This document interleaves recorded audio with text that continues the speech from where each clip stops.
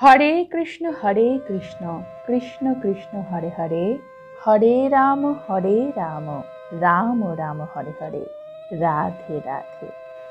নমস্কার বন্ধুরা, ইতিহাসের ইতিকথার নতুন পর্বে আপনাদের সকলকে স্বাগত। বন্ধুরা, আজকের একাদশীর মাহাত্ম্যে থাকবে অপরা একাদশীর মাহাত্ম্য। জ্যৈষ্ঠ মাসের কৃষ্ণপক্ষিয়া একাদশী অপরা একাদশী।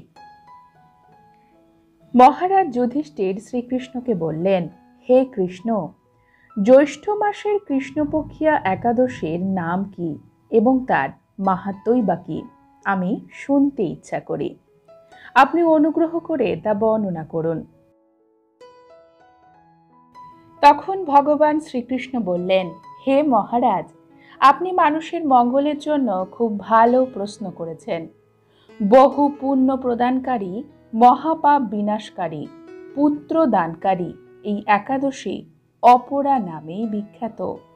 এই ব্রত পালনকারী ব্যক্তি জগতে প্রসিদ্ধি লাভ করে। ব্রহ্মহত্যা, গোহত্যা, ভ্রূণ হত্যা, পরনিন্দা, পরস্ত্রী গমন, মিথ্যা ভাষণ প্রভৃতি গুরুতর পাপ এই ব্রতে পালনের মাধ্যমে নষ্ট হয়।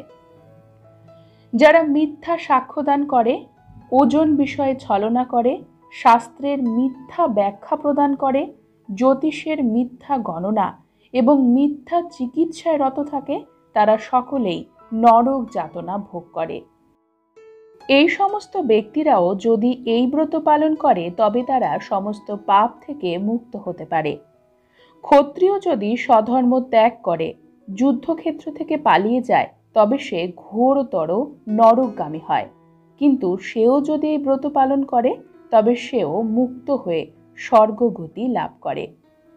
মকর রাশিতে সূর্য অবস্থানকালে মাঘ মাসে প্রয়াগ স্নানে যে ফল লাভ হয়, শিবরাত্রিতে কাশী ধামে উপবাস করলে যে পুণ্য হয়, গয়া ধামে বিষ্ণু পাদপদ্মে পিণ্ডদানে যে ফল পাওয়া যায়, সিংহ রাশিতে বৃহস্পতির অবস্থানে গৌতমী নদীতে স্নানে, কুম্ভে কেদারনাথ দর্শনে, বদ্রিকাশ্রম যাত্রা এবং বদ্রী নারায়ণ সেবায়, সূর্যগ্রহণে কুরুক্ষেত্রে স্নানে, হাতি ঘোড়া স্বর্ণদানে এবং দক্ষিণাসহ যজ্ঞ সম্পাদনে যে ফল লাভ হয়ে থাকে, এই ব্রত পালন করলে অনায়াসে সেই সকল ফল লাভ করা যায়।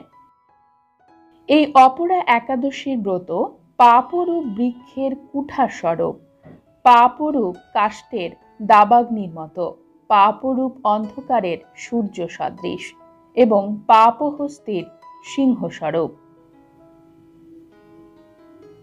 এই ব্রত পালন না করে যে ব্যক্তি জীবন ধারণ করেন, জলে বুদবুদের মতো তার জন্ম মৃত্যু কেবল সার হয়ে যায়। অপরা একাদশীতে উপবাস করে বিষ্ণু পূজা করলে সর্ব পাপ মুক্ত হয়ে বিষ্ণু লোকে গতি হয়। এই ব্রত কথা পাঠ এবং শ্রবণ করলে সহস্র গোদানের ফল লাভ করা যায়।